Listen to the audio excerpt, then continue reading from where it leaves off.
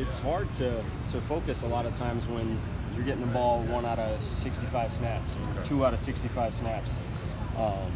That's the mindset you have to have, though. You never know, and that's the position. You never know when your chance is going to come. And there are games you get 2 opportunities, but if you miss one, it might be a touchdown. And there's other games where the ball's going to come at you 6, 8, 10, 12 times. So you never know how the game is going to play out. So you have to be locked in every snap, and that's half the challenge of being a DB, and especially a corner. Wide receiver for Maryland. Do they throw deep to him, or is it a lot of stuff where if you're playing off, they're going to throw hitches, screens? He's active everywhere in the pass game. He moves all over the place. So play on the outside, play on the inside. Anywhere from screens to shots down the field. So very, very good what they do with him. I'm impressed with him as a player. He's just ultra competitive guy. And he's a player that when he's got the ball in his hands, he's very dangerous. So you got to be on top of him, and at times you got to scheme to try to take him away. And it's fun to watch him on tape, but hopefully we can keep him under wraps. When a team like Maryland's on their 3rd quarterback this year, is that harder to prepare for when there's less on him and less tape? Well, fortunately for us now, there's been a few games where he's been the quarterback. Nothing new for us this year. We've had some situations where we didn't know much about what was going to go on, especially early in the season with some of the personnel that other teams had.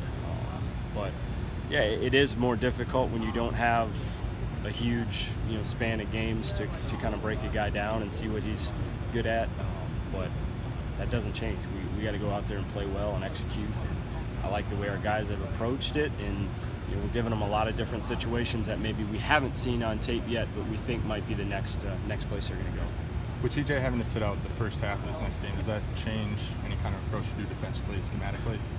No, I mean he's back, right? Because it was the first half. Yeah. So he had to miss the second half. So no, you would not be able to change. Maybe depending on the depth at a position, but very fortunate that it happened when it did, with 18 seconds left in a half, where he missed the second half. Luckily, it didn't hurt us. We're very excited to get him back. Jim, do you feel like Dante is maybe starting to figure out a little bit more and be a little more comfortable the last couple games than maybe earlier in the year? Yeah, I think it's just gaining confidence. This is his first season playing on Saturdays, so sometimes it takes a little bit of time to just gain that confidence in your technique and trusting who you are as a player, and getting some game reps underneath you to realize what you can and can't do. And I like his approach. He works every day. He tries to get better. He asks a lot of questions, and I think he's going out there challenging receivers right now, which is what I want him to do. The teams have gone after him. How do you think he's handled that? Because it seems like him being a freshman out there, they've targeted him a lot. Yeah, he's a very competitive person, so he doesn't want to back down. He wants to be successful. I don't see him as a guy that gets shook when somebody catches a ball on him. So I've liked his approach so far this year. He's got a lot of things he can clean up, just like the rest of the team. But all I ask him to go is play with technique and compete. If he does those things every week, I'll feel comfortable with what he does. Why did Jim in most seasons here at linebacker winds up leading the team in tackles? Dakota's in that position now halfway through the season. What are the traits that you think have allowed him to do that from his position as a safety? I think his preparation, first of all. He studies the game. He understands it. He's very aggressive. He believes what he sees. And as a safety, if you can do that, you're going to be around the ball a lot. And it's not always a bad thing when your safety's leading the team.